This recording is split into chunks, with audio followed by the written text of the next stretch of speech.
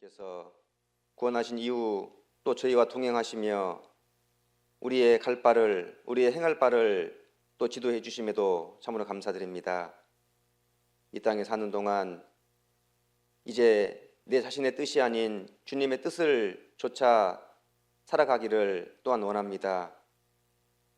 우리가 비록 구원함을 얻었지만 우리의 삶은 아직도 주님을 닮아가는데 너무도 부족함을 잘 알기에 저희들 말씀의 가르침을 받고 주의 뜻을 행할 수 있는 믿음으로 자라가도록 하나님 도와주시기 바랍니다. 이 시간도 주님의 말씀의 뜻만 증거되고 주의 영광만 드러나기를 간절히 바랍니다. 예수님 이름으로 기도 올렸습니다. 아멘. 마태복음 20장을 찾겠습니다.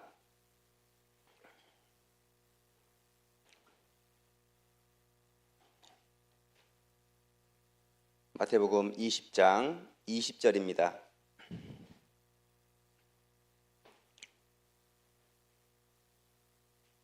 마태복음 20장 20절.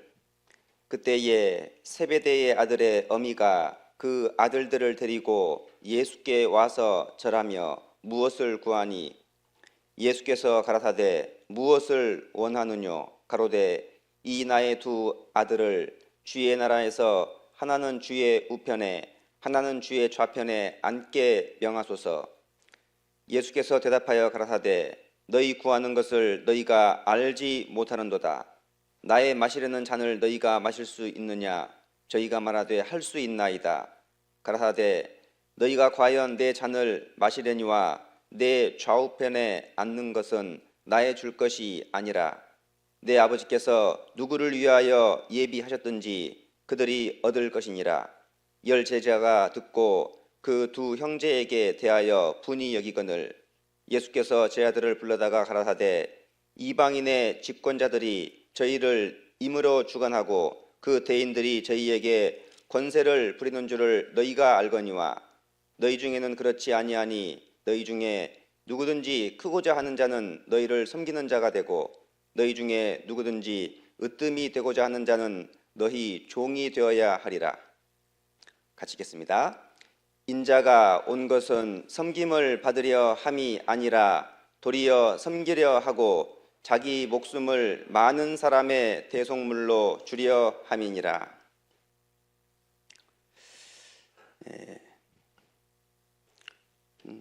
주제 말씀은 28절 말씀이지만 한 단락이 이제 20절에서 시작되기 때문에 그 배경과 함께 같이 생각해 보도록 하겠습니다. 여기 그때에 세베대의 아들의 어미가 그 아들들을 데리고 예수께 와서 절하며 무엇을 구하니? 세베대의 아들의 어미. 학자들은 아마도 이 여인이 살로메일 것이라 라고 말합니다. 그리고 이 살로메는 예수님의 모친 마리아와 친자매일 것이라고 생각을 합니다. 그러면 이 살로메와 예수님은 어떤 관계예요? 이모죠, 이모. 어머니의 여동생이니까 이모입니다, 이모. 이모는 가까워요, 멀어요? 이 친척 중에 고모가 더 가까운 분도 계시죠? 근데 때로는 이모가 가까운 분도 많을 겁니다.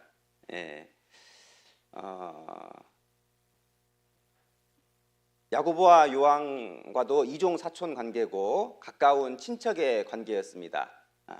이 살로메가 두 아들을 위해서 예수님께 나왔어요. 여기 그때가 언제일까요? 20절에 그랬습니다.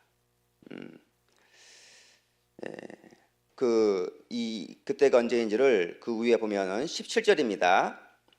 예수께서 예루살렘으로 올라가려 하실 때에 12 제자를 따로 데리시고 길에서 이르시되 이제 예수님이 십자가에 죽으시고 부활 승천해야 될 때가 다가왔어요. 조금 있으면 이제 유월절 명절입니다. 그래서 유월절 명절 때마다 예수님은 예루살렘으로 올라가셨습니다. 마태복음 21장에 보면 이제 예루살렘으로 올라가는 장면이 나옵니다. 그래서 지금 예수님은 마지막 유월절을 위해서 십자가에 죽으러 올라가시는 그 길이에요. 예수님의 마음이 어떨까요? 약 3년 반이라는 공생의 시간이 이제 거의 끝나가는 시점입니다. 그러면서 가르친 것이 있습니다. 18절에 보라, 우리가 예루살렘으로 올라가노니 인자가 대제사장들과 서기관들에게 넘기움에 저희가 죽이기로 결단하고 이방인들에게 넘겨주어 그를 능욕하며 채찍질하며 십자가에 못 박게 하리니 제3일에 살아나리라. 아마 이 장소는 여리고 근처일 것 같습니다. 예수님은 이 땅에 오신 목적이 분명히 있었습니다. 그리고 이제 마지막 올라가는 과정 속에서 다시 한번 가르치셨어요.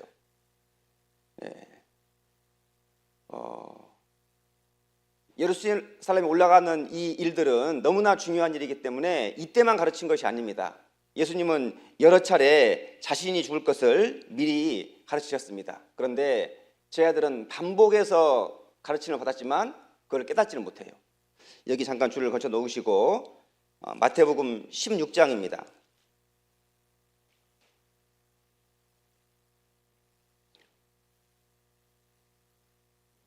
마태복음 16장 21절. 이때로부터 예수 그리스도께서 자기가 예루살렘에 올라가 장로들과 대제사장들과 서기관들에게 많은 고난을 받고 죽임을 당하고 제3일에 살아나야 할 것을 제자들에게 비로소 가르치시니. 이 이야기를 듣고 베드로가 예수님을 간했다, 예수님을 꾸짖었다, 그런 표현이 나오지 않습니까? 제 아들은 이 예수님께서 하시는 말씀이 무슨 뜻인지를 몰랐어요. 하지만 공생에 약 한 2년 반이 지났습니다. 그리고 예수님은 오신 목적이 분명하기 때문에 그것을 가르치신 거예요. 21절 끝에 비로소 가르치시니. 약 한 2년 반 동안에는 이런 가르침을 가르치지 않았습니다. 그리고 이제 2년 반 정도가 지나서 비로소 내가 십자가에 죽고 3일 만에 살아나야 될 것이다 라는 이야기를 하니까 베드로가 예수님을 꾸짖었다고 나옵니다.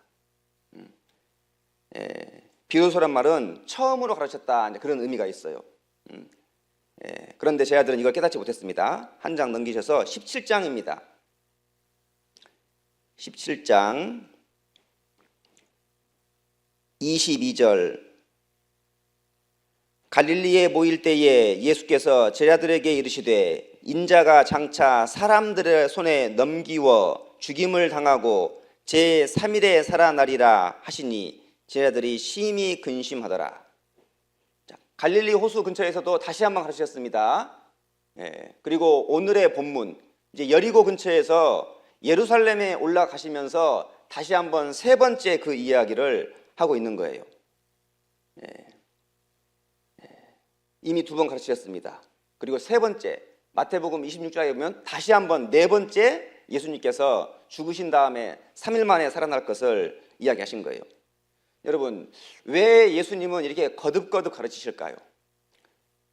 구약에 예언된 대로 내가 온 목적이 무엇인지를 분명히 제자들에게 가르치셨어요.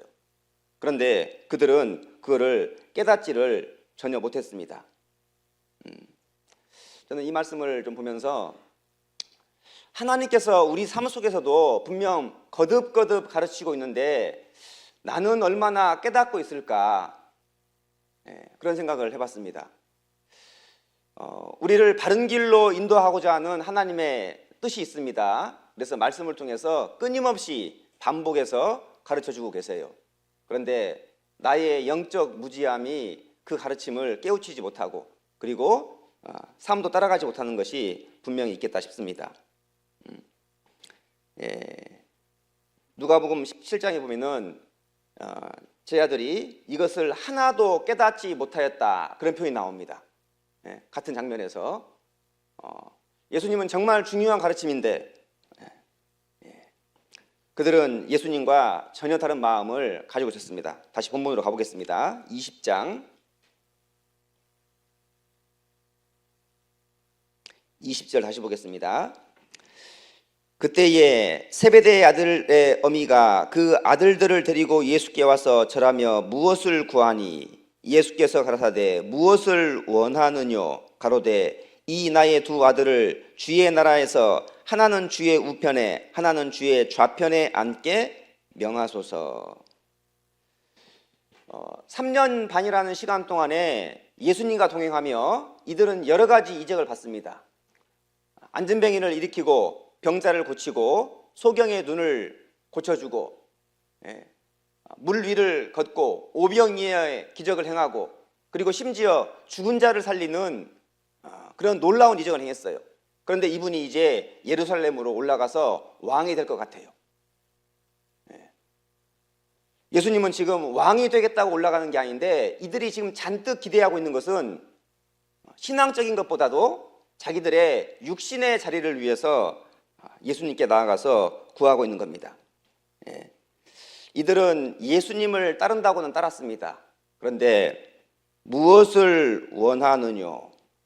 여러분, 우리도 동일하게 주님을 따르고 있습니다. 우리는 무엇을 원하면서 주님을 따라가고 있습니까?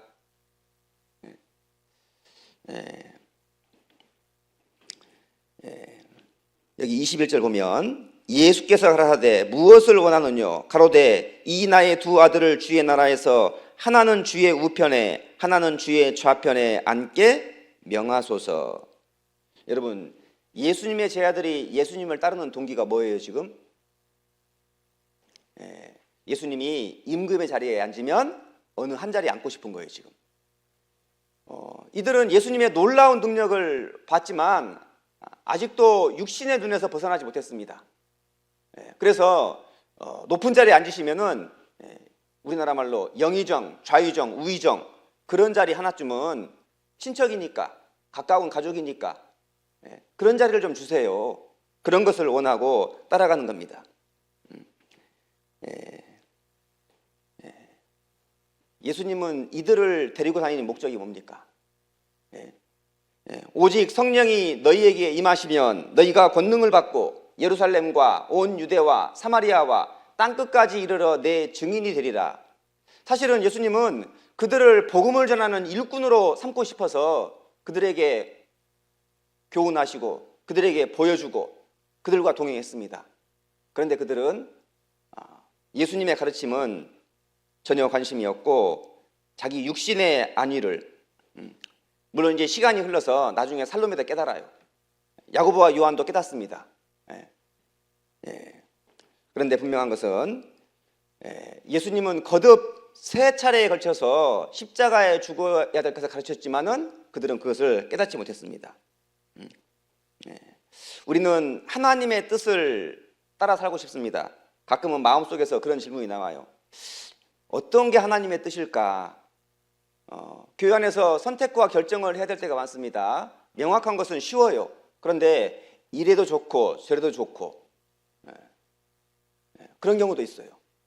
두 사람의 의견이 서로 다릅니다. 한 사람의 의견을 따라 상관이 없고 반대 의견을 따라 상관이 없어요. 어떤 게 더 옳을까? 나름 우리 각자는 우리가 하나님의 뜻을 따른다고 생각합니다. 보세요. 자기 자신이 안다고 생각하면 사실은 더 이상 배울 것이 없어요. 이 야고보와 요한, 예수님의 12제자들은 3년 반이라는 예수님의 가르침을 계속 받았음에도 불구하고 그들은 바르게 이해하지를 못하고 있는 겁니다. 그래서 예수님께서 묻습니다. 22절에 예수께서 대답하여 가라사대 너희의 구하는 것을 너희가 알지 못하는도다. 나의 마시려는 잔을 너희가 마실 수 있느냐? 저희가 말하되 할 수 있나이다. 성경에서 잔이라는 것은 약간 상징적인 의미가 있어요. 위로의 잔, 구원의 잔, 영광의 잔, 고난의 잔, 심판의 잔. 지금 여기서 예수님께서 묻습니다. 제자들에게 너희가 나의 마시려는 잔을 마실 수 있느냐? 여기서는 어떠한 잔을 말하고 있을까요 지금?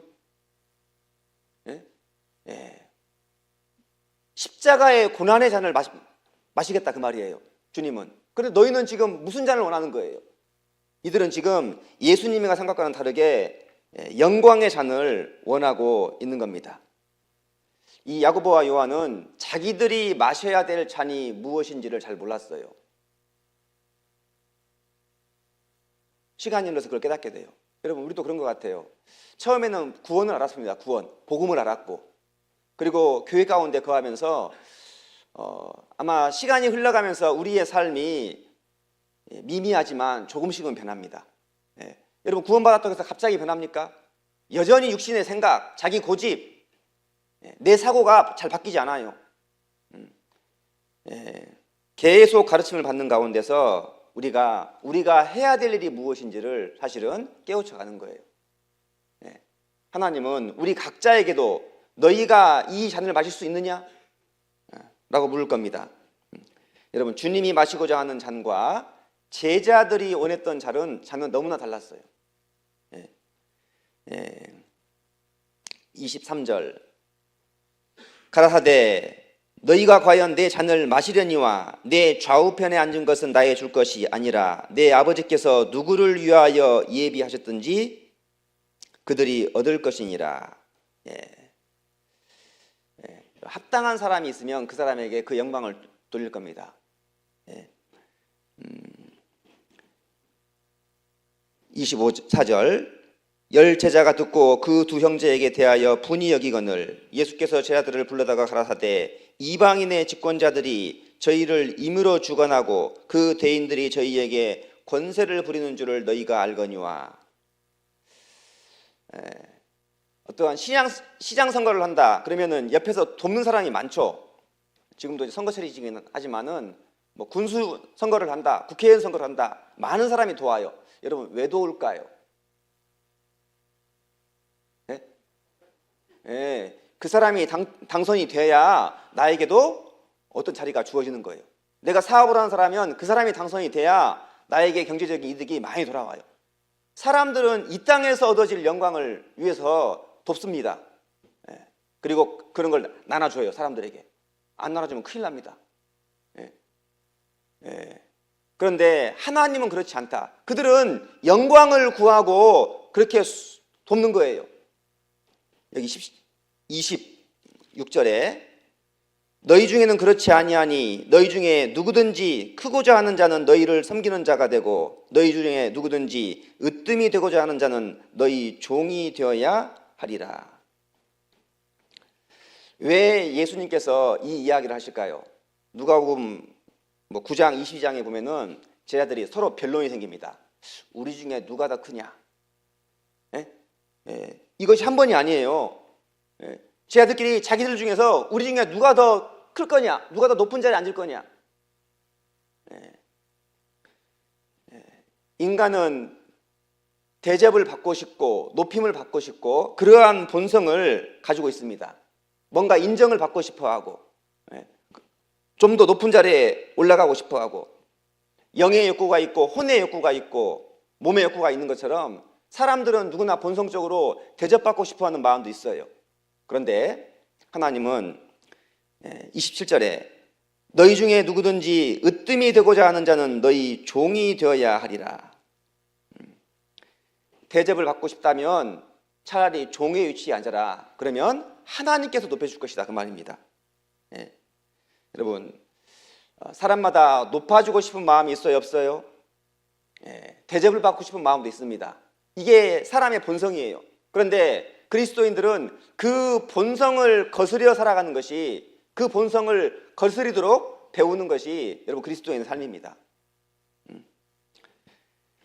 누가복음 22장에 앉아서 먹는 자가 크냐 섬기는 자가 크냐 예수님이 묻습니다.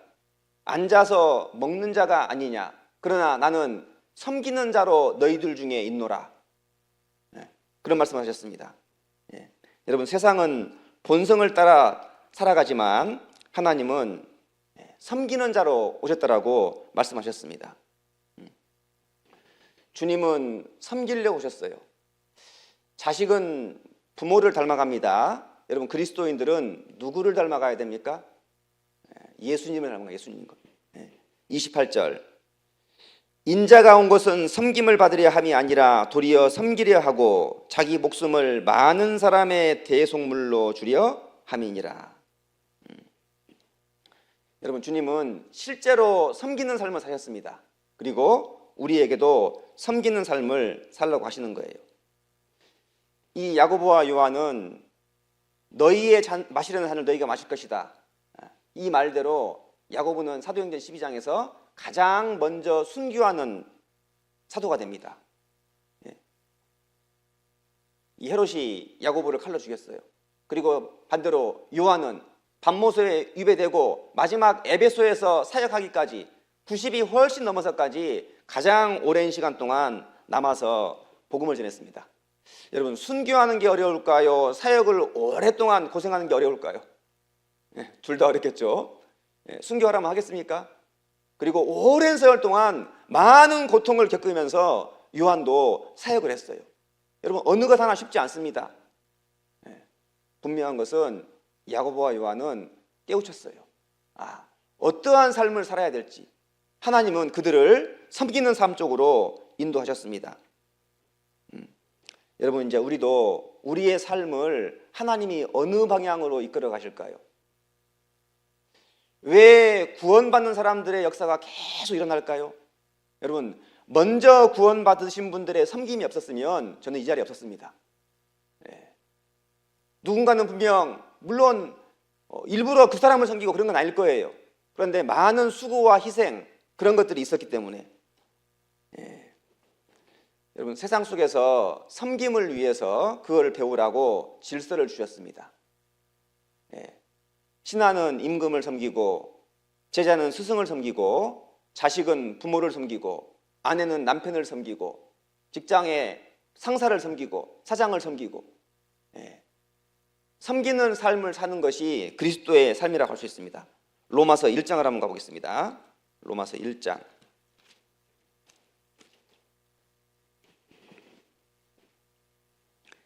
24절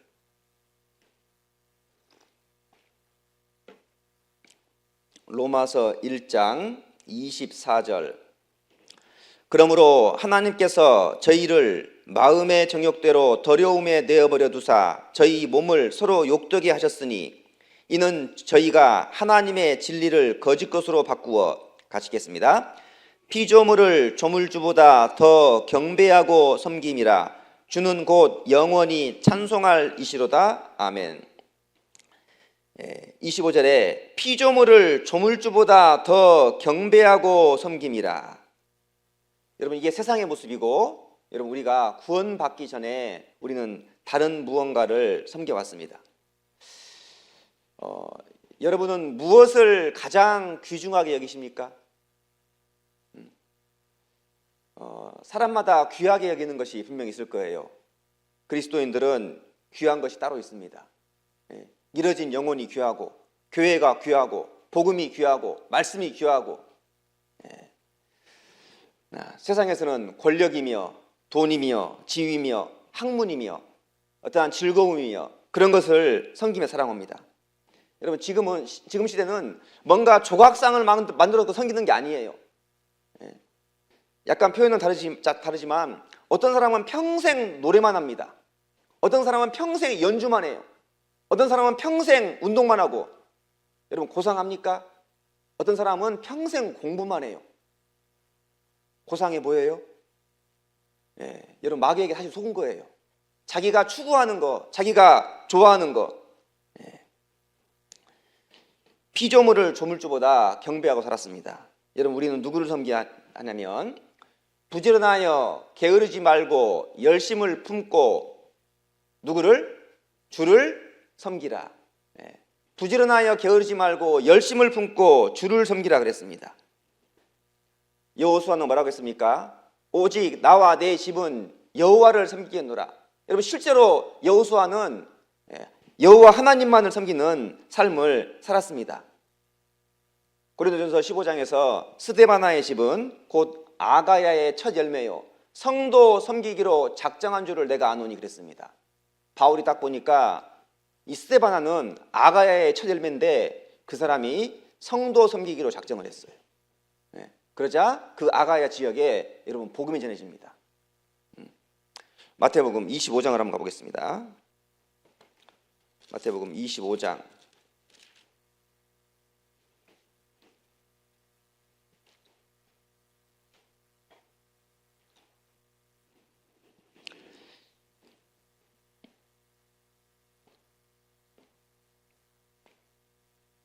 34절입니다. 마태복음 25장 34절. 그때에 임금이 그 오른편에 있는 자들에게 이르시되 내 아버지께 복받을 자들이여 나와 창세로부터 너희를 위하여 예비된 나라를 상속하라. 내가 줄일 때에 너희가 먹을 것을 주었고 목마를 때에 마시게 하였고 나그네 되었을 때에 영접하였고 벗었을 때에 옷을 입혔고 병들었을 때에 돌아보았고 옥에 갇혔을 때에 와서 보았느니라. 이에 의인들이 대답하여 가로되 주여 우리가 어느 때에 주의 줄이신 것을 보고 공개하였으며 목마르신 것을 보고 마시게 하였나이까. 어느 때에 나그네 되신 것을 보고 영접하였으며 벗으신 것을 보고 옷 입혔나이까. 어느 때에 병드신 것이나 옥에 갇히신 것을 보고 가서 배웠나이까 하리니. 40절 같이 읽겠습니다. 임금이 대답하여 가라사대 내가 진실로 너희에게 이르노니 너희가 여기 내 형제 중에 지극히 작은 자 하나에게 한 것이 곧 내게 한 것이니라 하시고. 줄일 때에, 나그네쓸 때에, 벗었을 때에, 병들었을 때에 성도에게 한 것이 곧 나를 영접한 것이고 나를 섬긴 것이다 라고 예수님께서 말씀하셨습니다. 여러분, 우리가 섬길 수 있는 지체를 우리 주위에 두셨습니다. 가정에서도 누구를 섬기고 직장에서도 섬기지만은 교회에 섬길 수 있는 지체를 하나님께서 두신 거예요. 이번 한 주간도 화요일부터 오늘 오전까지 집회를 했습니다. 여러분, 어떤 게 섬김일까요? 어떤 분은 일찍 와서 청소도 하십니다. 어떤 분은 공사도 하고 계시고, 어떤 분은 이렇게 음식도 준비하시고 차량 운행도 하시고, 각자 섬김의 위치가 있지만은 이 자리에 함께한 모든 분들, 사실은 이 모든 함께했다는 것 자체만으로도 여러분 그것은 하나님 보시기에 섬기는 모습인 거예요. 애굽에 있는 이스라엘 백성을 불러낸 가장 큰 목적이 뭘까? 내 아들을 놓아서 나를 섬기게 하라. 출애굽기 8장, 9장, 10장에 보면은 그런 말씀이 계속 반복이 됩니다. 그들이 나를 섬기리라. 그들이 나를 섬기리라. 이방 사람들이 여러분이 섬기는 모습을 보면 어떻게 생각할까요? 어떨 것 같아요? 자기 시간 빼서 아침 일찍 나와서 봉사하고 하루 종일 주일 여기서 보내고 그러면 이방인들은 뭐라고 말할 것 같아요? 왜 그렇게 쓸데없는 일을 하냐 그럴 거예요. 근데 주일날을 생각해 보면 주일날 하루를 가장 가치 있게 쓰는 방법은 뭘까요?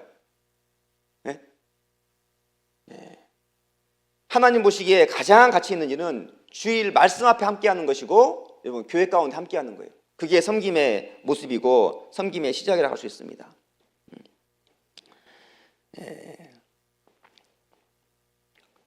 세상 사람들은 그러한 일들을 헛되다고 말을 합니다. 그런데 하나님 보실 때는 그것이 가장 귀한 섬김의 모습이라는 거예요. 우리는 누구에게 무엇을가를 바라고 섬기는 것은 아닙니다. 과거에는 자기를 섬겼고 내 가족을 세상에서 보이는 것을 섬기며 살아왔습니다. 자, 다시 본문으로 돌아가서 마태복음 20장 보겠습니다.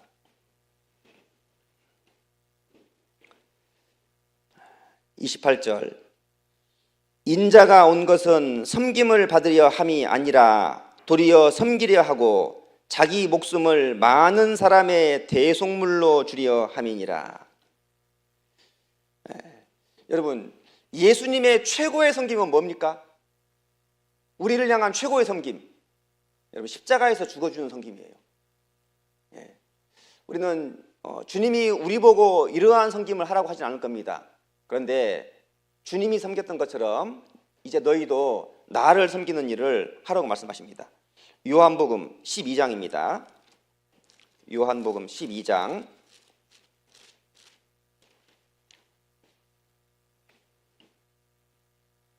26절입니다. 요한복음 12장 26절 같이 읽겠습니다. 사람이 나를 섬기려면 나를 따르라. 나 있는 곳에 나를 섬기는 자도 거기 있으리니 사람이 나를 섬기면 내 아버지께서 저를 귀히 여기시리라. 여기 사람이 나를 섬기려면 나를 따르라. 사람이 나를 섬기려면, 시골에 어른들이 많이 계십니다. 그런데 이제 어른들이 크게 두 종류예요. 말 그대로 가족은 아무도 없고 혼자 계신 어른들, 그리고 연세는 많이 드셨지만 근처에 가족이 있는 어른들도 계세요. 어떤 차이가 있을까요? 아무리 자식이 똑똑하고 잘나고 도회지에서 잘 살아요. 그런데 멀어요. 여러분, 부모를 섬길 수 있어요, 없어요? 섬기기가 어려워요. 자식이 잘나지 못해서 도회지로 나가지 못했어요. 변변치 않지만 그냥 근처에서 직장을 잡고 살아요. 아들도 있고 며느리도 있고 손주도 있고. 그런데 어머니가 가까이 계셔. 그러니까 어때요? 계속 만나고 찾아보고 통화하고. 혼자 계신 어른들이 좀 안타까운 것이 그거예요. 대화의 상대가 없어요. 대화의 상대가. 가끔 찾아가 보면은 이게 자주 가기도 쉽지 않잖아요. 그래서 이제 이렇게 시설에도 왔다 갔다 하시고. 그런데 자식이 가까이에 있으니까 그 어른들은 달라요. 드시는 것도 다르고 대화하는 것도 계속 만나서 이야기하고 교회만 오면 보고. 여러분, 어떤 의미일까요? 부모를 섬기려면 부모가 가까이 계셔야 돼요. 근데 지금 그럴 수가 없는 경우가 많잖아요. 우리가 하나님을 생각해 보면요, 여기 26절에 사람이 나를 섬기려면 나를 따르라. 여러분, 우리가 주님을 섬기기 위해서는 주님과 가까이 해야 됩니다. 말씀과 가까이 해야 되고, 모임에 가까이 해야 되고, 봉사에 함께 해야 되고. 여러분, 성령이 역사하는 그곳에 가야 그게 가장 잘 섬기는 방법인 거예요. 학예 수양의 기간에는 어디가 있어야 돼요? 제가 보니까 이 학예 수양회 때는 이 휴가를 다 내서 많이들 오세요. 근데 저는 추계 수양회를 보면서도 지난번에 춘계 수양회를 참석했는데, 춘계 수양회도 정말 많은 분들이 참석을 하세요. 저희 교회도 은정이 한 5분, 어머니 한 6분 해서 한 11분 갔다 왔거든요. 세신자 한두 명 해서 같이. 의외로 그 기간에도 시간을 내고 의외로 휴가를 내고 오시는 분들이 계십니다. 많은 사람들이 함께하고 함께 봉사하고, 그것이 하나님을 섬기는 그러한 방법인 겁니다. 사도행전 13장 한번 가보겠습니다. 사도행전 13장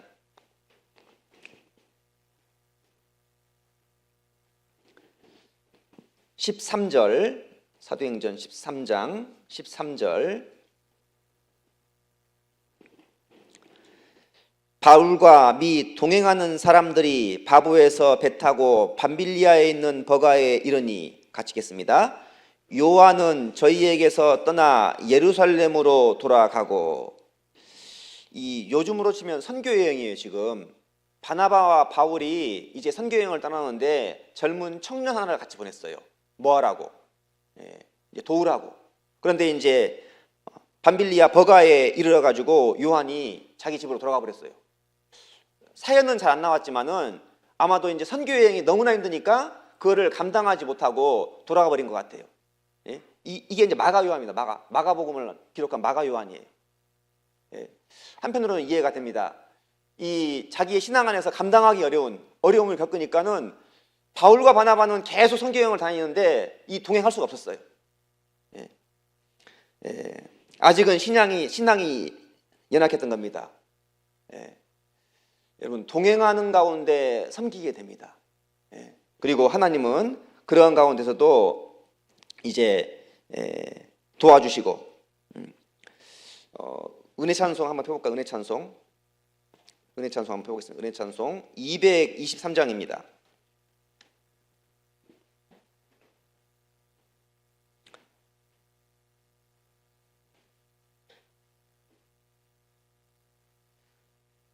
우리가 많이 불렀던 찬양입니다.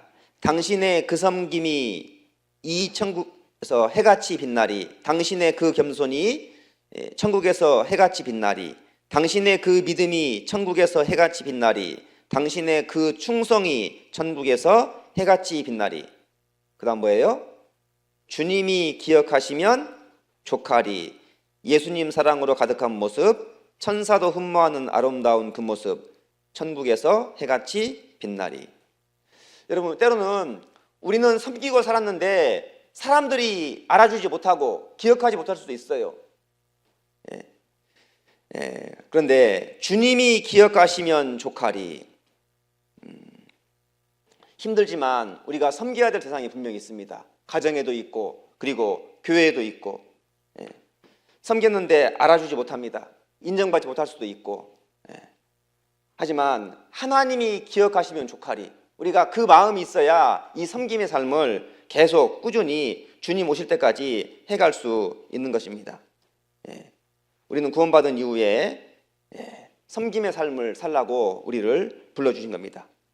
사도행전 13장 36절입니다.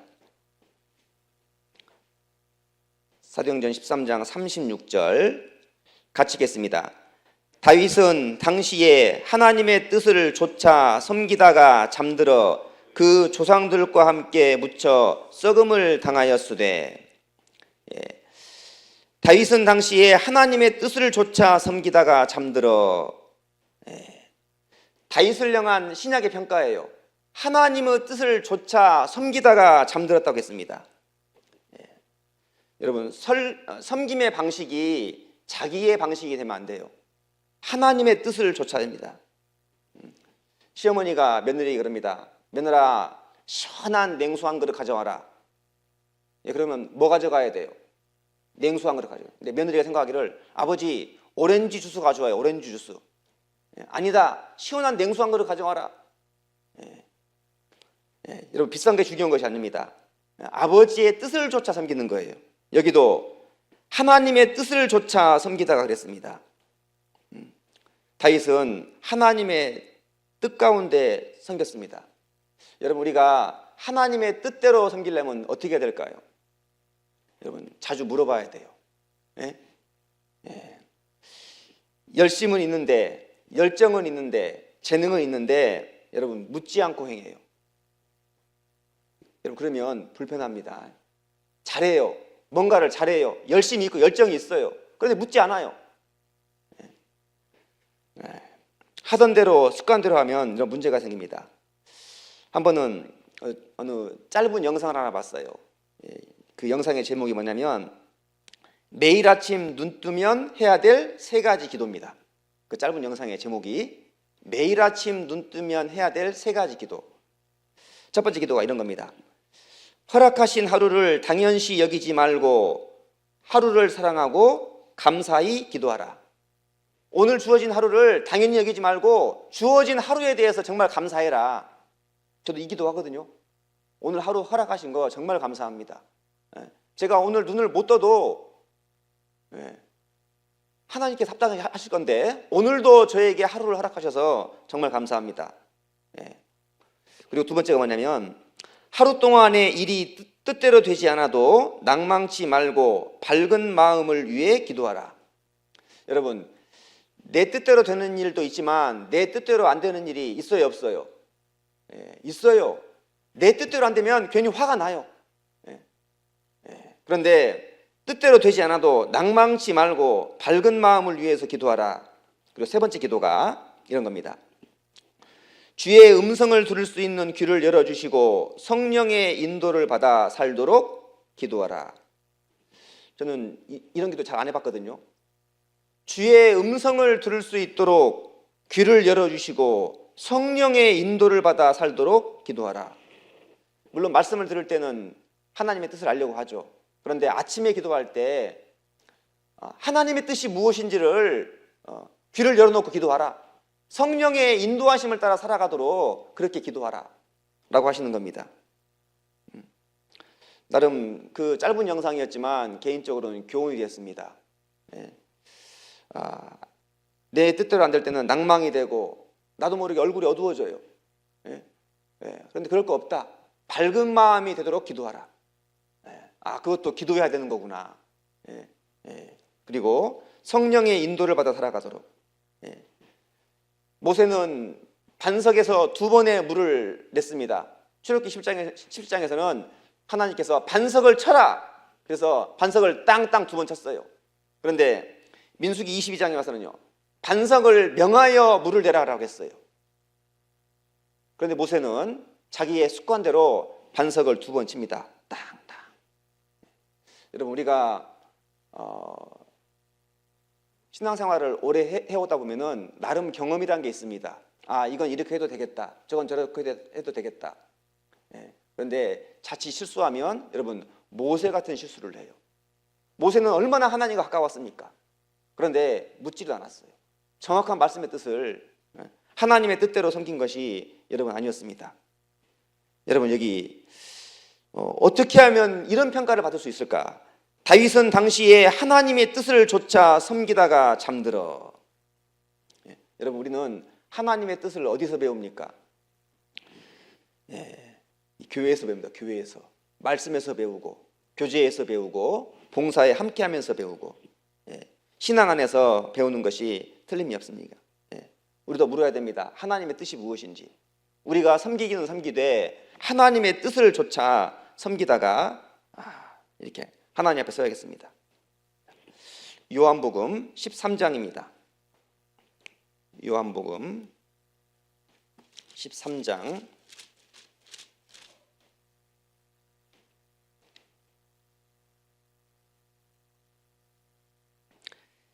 12절. 요한복음 13장 12절. 저희 발을 씻기신 후에 옷을 입으시고 다시 앉아 저희에게 이르시되 내가 너희에게 행한 것을 너희가 아느냐? 너희가 나를 선생이라 또는 주라 하니 너희 말이 옳도다. 내가 그러하다. 내가 주와 또는 선생이 되어 너희 발을 씻겼으니 너희도 서로 발을 씻기는 것이 옳으니라. 내가 너희에게 행한 것 같이 너희도 행하게 하려 하여 본을 보였노라.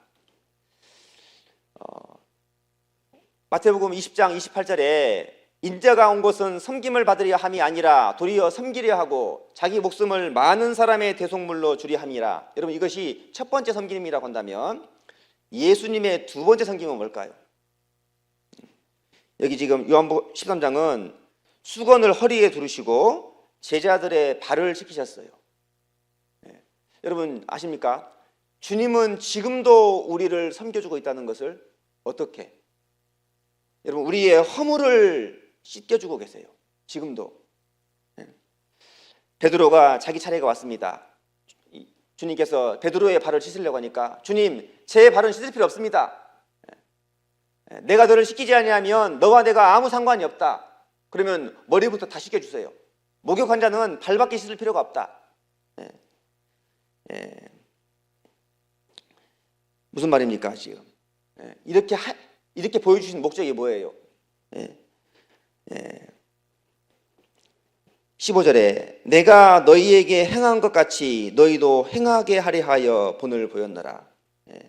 예수님의 두 번째 성경은 뭐냐면 우리 삶에서 나타난 허물을 볼 때 어떻게 해야 되냐 이거예요.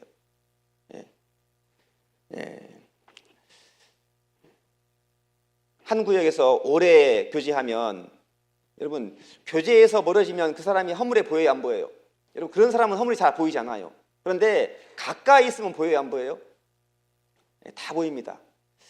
아마 이렇게 식구가 많으면 전도인의 허물도 보기가 쉽지 않을 거예요. 근데 저희는 식구가 성인이 한 40명도 안 돼요.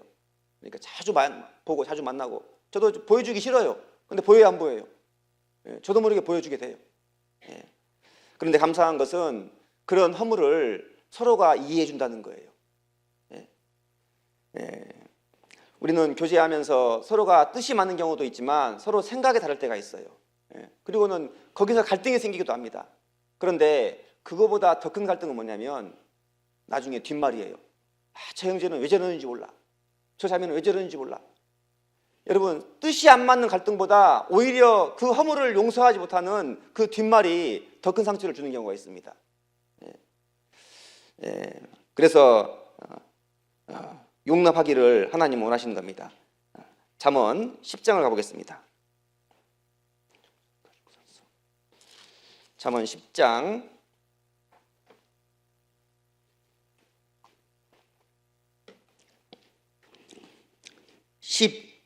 12절 미움은 다툼을 일으켜도 같이 읽겠습니다. 사랑은 모든 허물을 가리우느니라.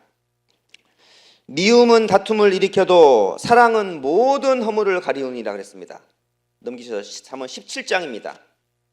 17장 9절 17장 9절 허물을 덮어주는 자는 사랑을 구하는 자요 그것을 거듭 말하는 자는 친한 벗을 이간하는 자니라. 우리가 성도를 섬기는 발을 씻는 중요한 섬김은 뭐냐면 상대방의 허물을 여러분 덮어주는 겁니다. 신앙 안에서 사랑은 모든 허물을 가리우니라 그랬습니다. 가까이 할수록 상대방의 허물들을 보이겠지만은 그런 것들을 가리우는 것, 그것이 하나님 보시기에는 귀한 섬김이라는 거예요. 예수님은 십자가의 섬김뿐만이 아닙니다. 이제 삶 속에서 우리의 허물을 가려주는 섬김을 해주셨어요. 그리고 또 사도 바울의 섬김도 있습니다. 사도 바울 고린도 후서 11장입니다. 고린도 후서 11장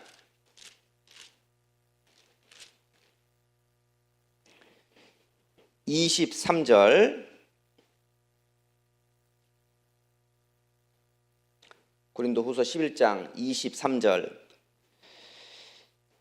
저희가 그리스도의 일꾼이냐 정신없는 말을 하거니와 나도 더욱 그러하도다. 내가 수고를 넘치도록 하고 옥에 갇히기도 더 많이 하고 매도 수없이 맞고 여러 번 죽을 뻔하였으니 유대인들에게서 40에 하나 감한 배를 5번 맞았으며 3번 태장으로 맞고 1번 돌로 맞고 3번 파산하는데 일주야를 기쁨에서 지냈으며 여러 번 여행에 강의 위험과 강도의 위험과 동족의 위험과 이방인의 위험과 시내의 위험과 광야의 위험과 바다의 위험과 거짓 형제 중의 위험을 당하고 27절 같이 읽겠습니다.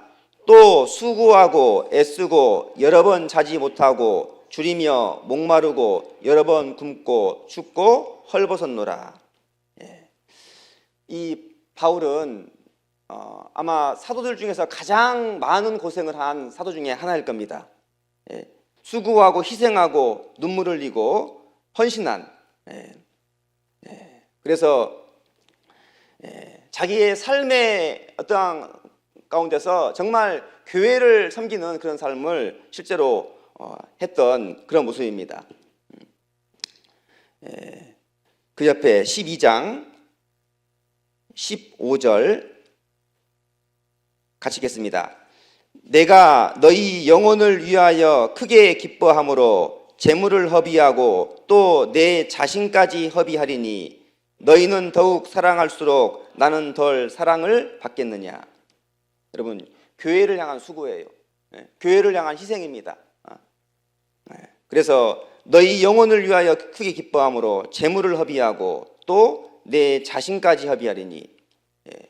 바울은 고생하고 수고하고 희생의 삶을 통해서 섬김을 사는 삶을 살았습니다.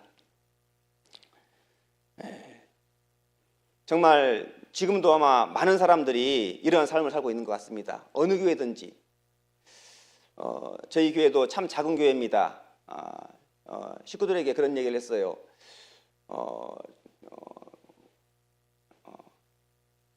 복음이 전해지는 데는 반드시 희생과 수고와 희생이 있는 거라고.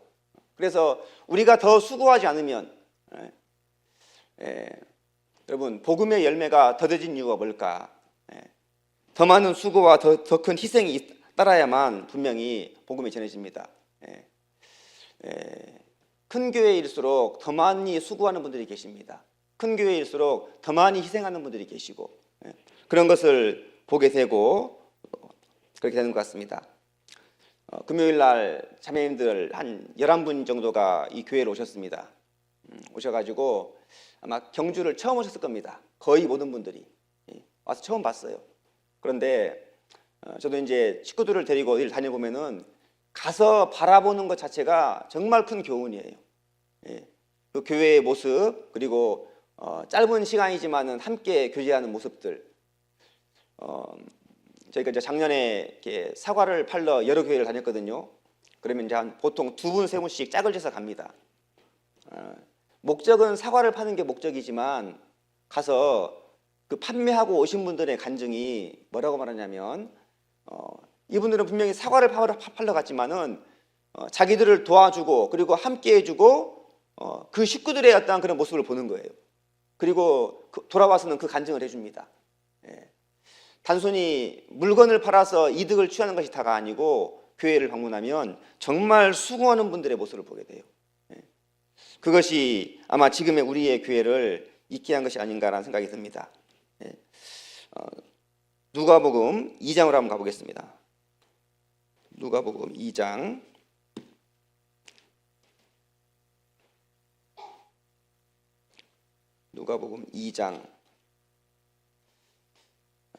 36절입니다.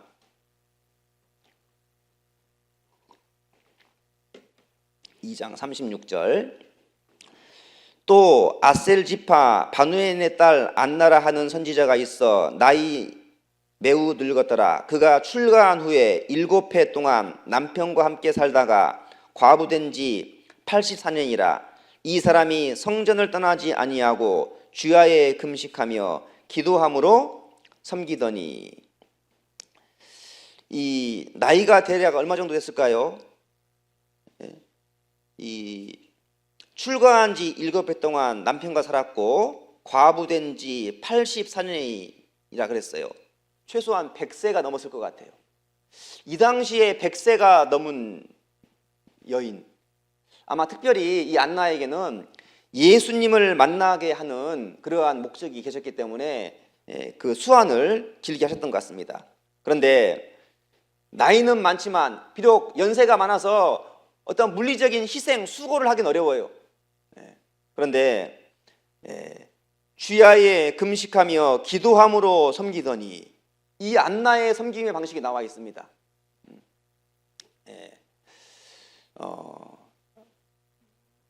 전에 한번 어느 집사님이 그러시더라고요. 옛날에는 어머니 회 내에서 열심히 봉사했답니다. 그래서 어머니 회장도 하고 또 이렇게 어머니 회 여러 임원도 하고 뭐 조장도 하고 그리고 집사로서 열심히 살았는데 이제는 뭐라고 하시냐면 뒷방마님이 됐대요. 뒷방마님. 연세가 많이 드시니까 어때요 이제? 그 다음 후배들에게 물려주고 은장회로 올라가신 거예요. 은장회로. 그런데 제가 그분을 만난 장소가 어디냐면 병원 상담실이에요. 병원 상담실. 이제는 직접 몸으로써 이렇게 교회 내에서 수고하는 것은 많이 못 하십니다. 연세도 있으시고. 그런데 누군가를 전도하기 위해서 다니시는 거예요. 연세가 들면 몸으로 수고하는 건 쉽지 않습니다. 이번 낮집회도 어르신들이 계속 꾸준히 참석하는 걸 봤어요. 사실은 그 쉽지 않거든요. 그런데 우리가 그 마음이 여기 안나처럼 기도함으로 섬기더니, 얼마나 기도하는 가운데서 실제로 눈에 보이는 희생, 몸으로 하는 희생은 어려운 거예요. 그런데 이런 희생을 하는 분들이 분명히 많이 계십니다. 어머니의 모임 때 어떤 분이 간증을 했어요. 전에 기도 부탁을 했는데 이제 그 기도 부탁한 것이 이제 잘 됐어요. 그러면서 이런 간증을 했습니다. 제가 그때 기도 부탁을 했는데 그거에 대해서 정말 기도해 주시고 함께 해주셔서 감사하다고. 저는 그 간증을 딱 듣는 순간 마음에 딱 찔렸어요. 왜 찔렸을까요? 나 그 순간 딱 내가 그걸 잊어먹고 있었다는 거예요. 분명히 기도로 부탁을 했는데 제가 그걸 잊어버린 거예요. 그래서 이제 나중에 고백을 했습니다. 이게 이제 마지막 간증 다 끝나고 말씀 끝나고 간증하면서 그 기도 부탁을 했는데 저는 기도를 못 했는데 어떤 분들 다 하셨거든요. 기도 부탁을 듣고 기도함으로 섬기더니 어느 여기도 마찬가지겠지만 구역 모임을 한다, 조 모임을 하면 항상 이제 식사를 합니다. 식사를 가정에 가서 식사를 하게 되고 그러면 이제 그 섬김이 분명히 있지 않습니까? 그러면 그 가정에 가서 하는 기도가 뭐예요? 그 가정에는 때로는 모두 구원받은 가정도 있지만은 때로는 구원받지 않은 식구들도 있습니다. 예. 우리가 구역에서 기도 부탁을 듣고 혹은 교회에서 기도 부탁을 듣고 우리가 해야 될 섬김의 모습 중에 한 가지가 뭐냐면 여러분 기도함으로 섬기더라. 기도함으로. 예. 예. 에베소서 6장입니다. 에베소서 6장.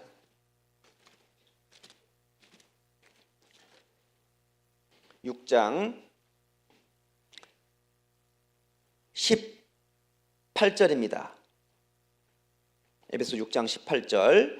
모든 기도와 간구로 하되 무시로 성령 안에서 기도하고 이를 위하여 깨어 구하기를 항상 힘쓰며 여러 성도를 위하여 구하고 19절 가시겠습니다.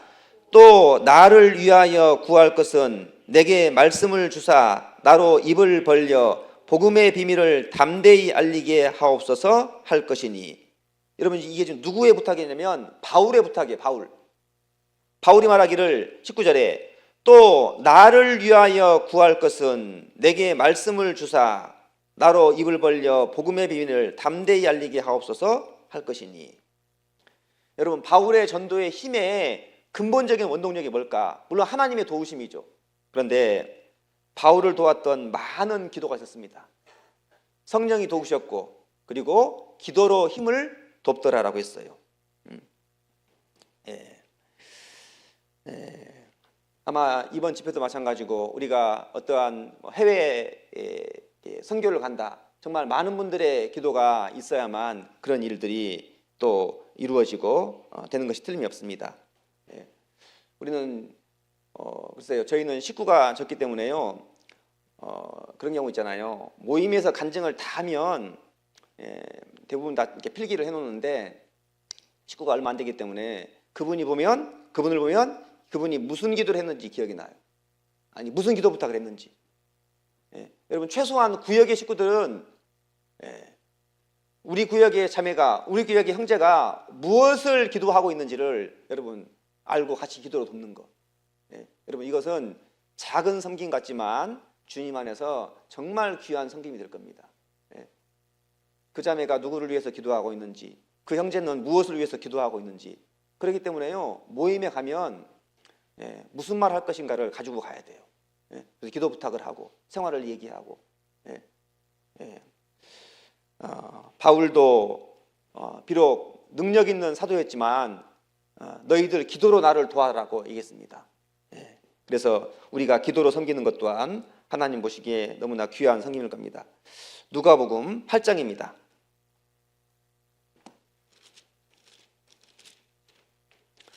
누가복음 8장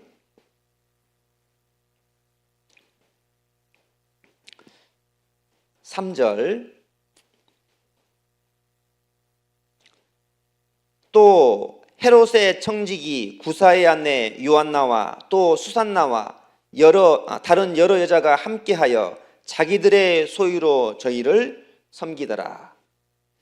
여기 헤롯의 청지기 구사의 아내 요한나, 수산나 그리고 다른 여러 여자들, 이들이 자기의 소유로 저희를 섬기더라. 우리는 마음으로도 또 기도로도 섬기고 그리고 시간으로도 주님을 섬기고 그리고 물질로도 주님을 여러분 섬기는 겁니다. 이 전도하는 데는 사실 많은 물질이 들어갑니다. 아마 목사님도 지금 추석 때 몽골 선교를 준비한다고 들었습니다. 그리고 또 캄보디아 선교도 이렇게 하고 있다고 들었고, 사실은 섬김에 있어서 물질이 빠지면 제대로 섬기기가 어려워요. 한 사람의 영혼을 전도하는 것도 물질로 섬기지 않으면 쉽지 않고, 바울의 전도 여행에 정말 많은 그 비용이 들어갔을 겁니다. 우리 간혹 그 이완 목사님께서 해외 선교 여행 그 해외에 지원하는 비용이 얼마인지 아냐고 그렇게 물을 때가 계시거든요. 우리가 생각하는 그 이상의 정말 놀라운 그러한 물질입니다. 그런데 누군가는 그 물질에 함께하고 있는 거예요.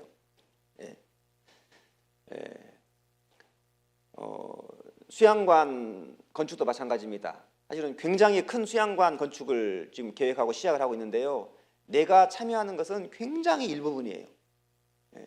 저는 저희 교회 식구들에게도 건축을 이렇게 하고 그러면서 우리가 참여하는 것은 정말 작은 건데, 내가 섬긴 건 작은 건데 하나님께 주시는 것은 얼마나 큰 건지.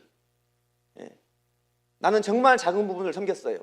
그런데 그것이 정말 큰 것으로 돌아온 것을 우리가 보게 됩니다.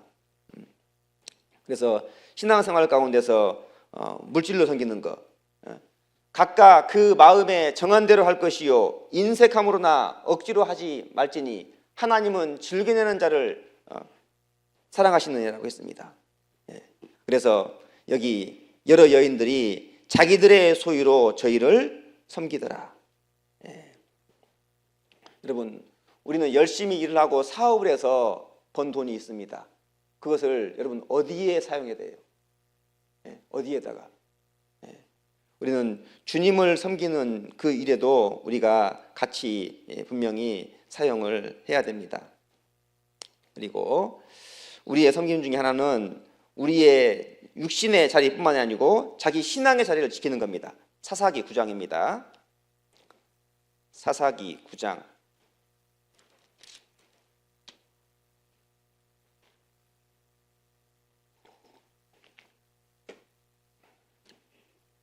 9장 7절 혹이 요담에게 그 일을 고하매 요담이 그리심산 꼭대기로 가서 서서 소리를 높이 외쳐 그들에게 이르되 세겜 사람들아 나를 들으라 그리하여야 하나님이 너희를 들으시리라. 하루는 나무들이 나가서 기름을 부어 왕을 삼으려 하여 감람나무에게 이르되 너는 우리 왕이 되라 하매 감람나무가 그들에게 이르되 나의 기름은 하나님과 사람을 영화롭게 하나니 내가 어찌 이것을 버리고 가서 나무들 위에 요동하리요 한지라. 나무들이 또 무화과나무에게 이르되 너는 와서 우리의 왕이 되라 하매 무화과나무가 그들에게 이르되 나의 단 것 나의 아름다운 실과를 내가 어찌 버리고 가서 나무들 위에 요동하리요 한지라. 나무들이 또 포도나무에게 이르되 너는 와서 우리의 왕이 되라 하매 포도나무가 그들에게 이르되 하나님과 사람을 기쁘게 하는 나의 세수를 내가 어찌 버리고 가서 나무들 위에 요동하리요 한지라. 여러분, 요담의 나무에 대한 비유예요. 여러분, 좋은 나무들의 특징이 뭡니까? 아름다운 열매를 맺는 나무들의 특징이 뭐예요? 여러분, 위치를 정해주면 그 위치를 정확히 지키는 거예요. 여러분, 그것이 섬김의 모습입니다. 여러분, 신앙 안에서의 내 위치는 어디입니까? 교회 안에서의 내 위치, 여러분 가정 안에서의 내 위치는 어디예요? 가정 안에서의 내 위치도 하나님이 정해준 위치입니다.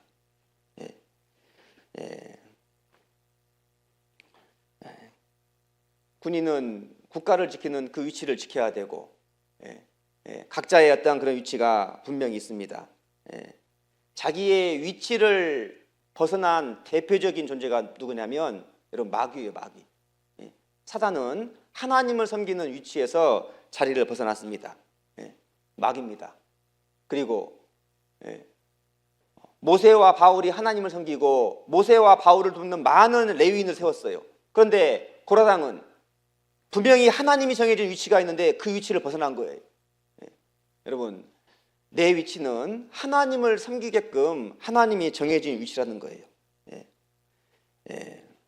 대만은 한때는 바울의 동역자였습니다. 그런데 바울과 동역하는 그 위치를 버리고 세상으로 갔다고 나왔어요. 아직 우리에게 하나님을 섬길 수 있는 위치를 주고 계십니다. 여러분, 꼭 직분이 없어도 관계없어요.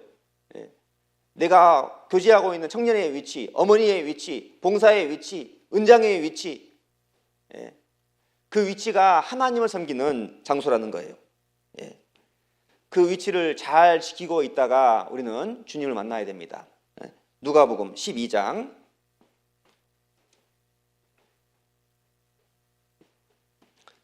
12장입니다.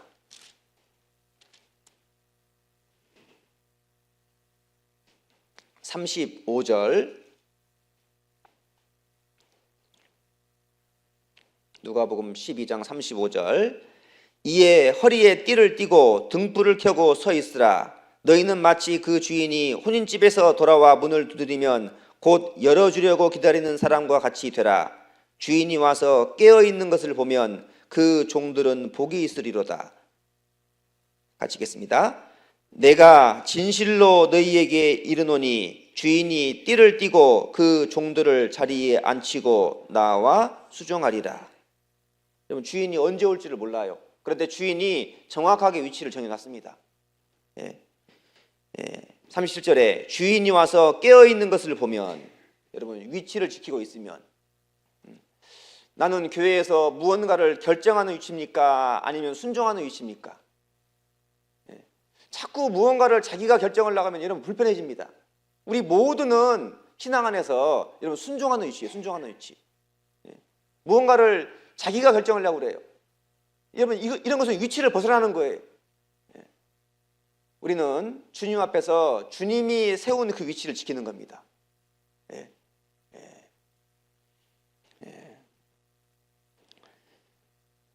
신앙의 많은 위인들은 하나님이 정해진 그 위치를 지켰어요. 우리도 마찬가지입니다. 우리가 주님 오실 때가 언제인지는 잘 모르지만 우리는 각자의 위치에서 그 위치를 지키다가 하나님 앞에 서는 것, 이것이 우리의 섬김의 위치라는 겁니다. 주님은 우리를 섬기게 하려고 우리를 부르셨습니다. 본문 돌아가서 읽고 마치겠습니다. 마태복음 20장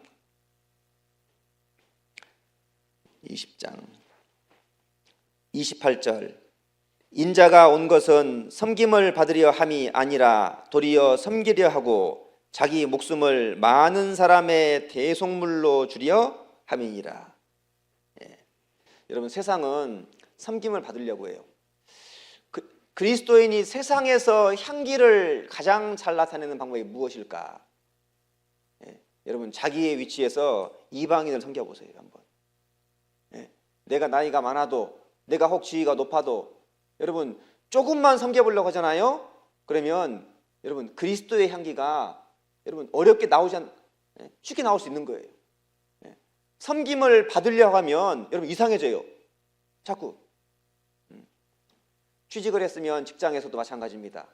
여러분, 세상 사람들은 어려운 일 하지 않으려고 그래요. 다 남이 하길 바라고.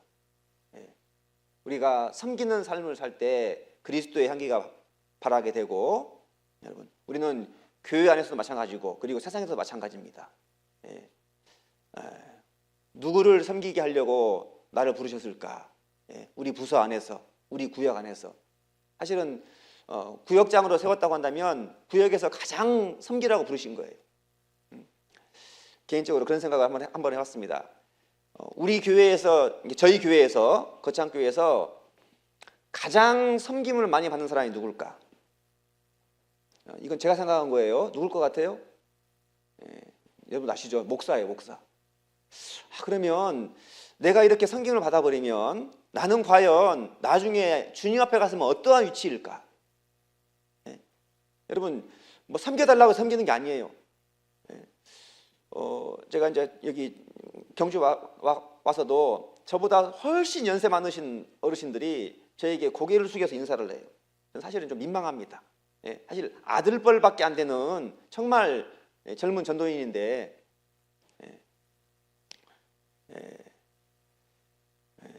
여러분 섬김이란 것이 사실은 아랫사람이 윗사람을 섬기는 것 같지만, 여러분 정말 아름다운 섬김은 이제 신앙 안에서도 먼저 구원받고 직분이 있고 어떠한 직분을 가지고 있고 세월이 많이 흘렀고, 보세요. 청년의 때도 먼저 구원받은 분을 봤습니다. 이 청년 때에 한 번은 이런 마음이 들었어요. 하나님 앞에 가면 저런 분이 상을 받겠다. 제가 그 모습을 보면서 하나님 앞에 오면 저런 분이 상을 받겠다. 훨씬 나이도 많고 훨씬 더 이렇게 대접받아야 될 분이 교회 안에서는 그런 분들이 계시는 거예요.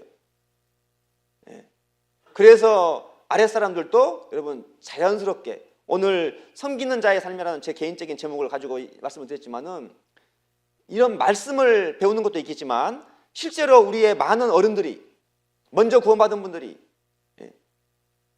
직분을 가지고 있는 분들이 오히려 섬기는 삶이, 그것이 우리에게 여러분 실질적인 교육이라는 거예요. 여러분 안 보고 있는 것 같지만 다 보여지더라니까요. 우리의 삶의 모습에 대해서, 우리의 행동에 대해서 우리가 이론적으로 이런 말씀을 들을 수 있습니다. 그런데 실제적으로 우리는 그런 걸 봤어요. 그리고 나도 모르게 나도 내 삶으로 누군가에게 지금 보여주고 있는 거예요. 내가 일부러 보이려고 하는 게 아니에요. 내가 정말 섬기는 삶을 살고 있는지 아니면 섬김을 받고 있는 것인지, 나는 지금 어떠한 삶을 살고 있을까? 여러분 한 번은 생각해 보셔야 됩니다. 저는 개인적으로 그런 생각을 하면서 이거 정말 주님 앞에 가면 이미 받아야 될 걸 다 받아봐가지고, 제가 좀 마태복음 6장에 저희의 상을 이미 받았느니라 그런 말이 3번 반복되잖아요. 3번. 저희는 이미 상을 받아버렸다. 이 땅에서 상을 다 받아버렸어요.